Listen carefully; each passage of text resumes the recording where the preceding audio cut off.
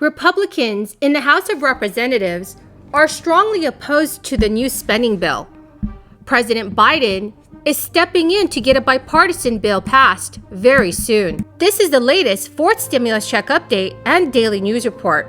I post several times a day to bring you up to date on breaking news in Congress. Please, friends, subscribe to my channel, and if you would like to enter today's $100 Walmart gift card giveaway, please make sure to watch until the end of this video. House GOP leaders are rallying Republican lawmakers who are in opposition to an infrastructure bill that is expected to come to a vote next week, the latest sign of partisan divisions on Capitol Hill, and a big warning for Democrats that they cannot afford large defections within their own party if they want the legislation to pass. The roughly $1.2 trillion legislation passed out of the Senate in August, with 19 Republican senators voting for the bill.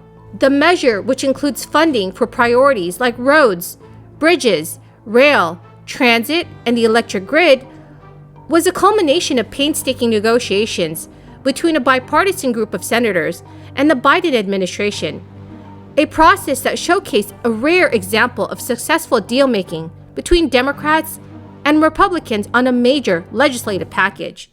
But House Minority Leader Kevin McCarthy argued on Thursday that the legislation should no longer be considered bipartisan, arguing that it is now inextricably linked with a far larger $3.5 trillion economic package that Democrats want to pass without GOP support in the Senate to address a wide range of priorities from climate change to healthcare. House GOP leaders announced Wednesday that they are formally whipping against the infrastructure bill. So if any rank-and-file members vote against it, they would be directly bucking leadership. Kevin McCarthy told reporters at a news conference, "I do not view it as a bipartisan bill any longer," adding that he will vote against it and encourage his members to oppose it as well.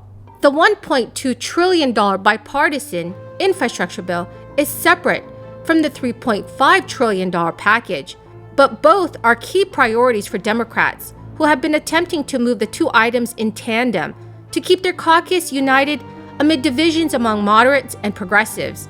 Every element of my economic plan is overwhelmingly popular. Overwhelmingly popular. But the problem is, with everything happening, not everybody knows what's in that plan. For example, all those women out there who are not able to go back to work because they have a dependent grandparent or a parent, or they have a dependent child who needs help, or they can't find daycare, or they can't find, look at what's happening. Well, there's a solution. There's a solution in the proposal that I put forward, and the plans we're now debating in the United States, among ourselves, and they're debating in Congress, is the plan, the essence of the plan that I laid out at the beginning. And so I'm confident that at the end of the day, we're going to be able to get that done. Second point I'd like to make, we talk about price tags. It is zero price tag on the debt. We're going to pay for everything we spend. So it's not, people, understandably, well, it started off at 6 trillion, now it's 3.5 trillion, now it's going to be 2.9. It's going to be zero.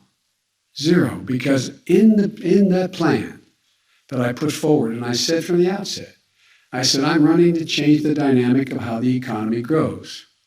I'm tired of trickle down. The trillionaires and billionaires are doing very, very well. You all know it, you've all reported it. And in the middle of this crisis, but hardworking people and middle-class people are getting hurt. And so I provide for example, a tax cut. If you have a child, you get a refundable tax credit.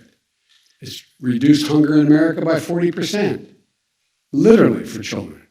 You have the whole notion of being able to provide for daycare for your children, getting people back to school, etc. It's all paid for. It's all paid for. But a lot of these are flat tax cuts that exist within my proposal. And they're being calculated as if the cost of...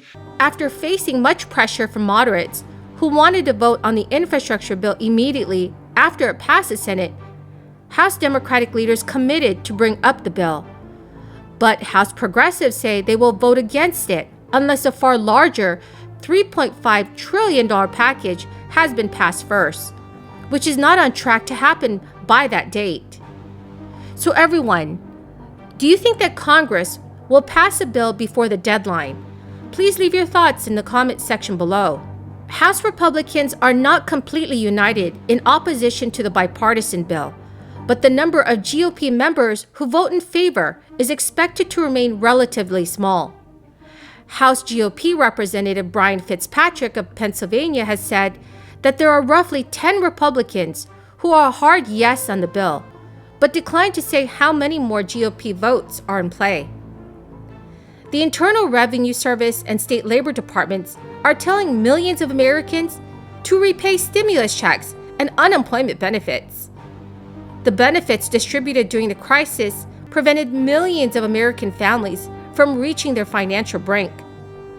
That hasn't stopped state and federal agencies from trying to reclaim these funds that were paid out in 2020. And for millions, the biggest issue is that the repayment demands have not been validated.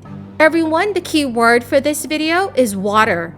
If you would like to enter today's $100 Walmart gift card giveaway, please subscribe to my channel, like this video, and also comment below this keyword. Last month, the Internal Revenue Service sent out letters to thousands of Americans demanding stimulus checks be paid back. These ridiculous letters were for $600, but others were asked to pay back as much as $2,400.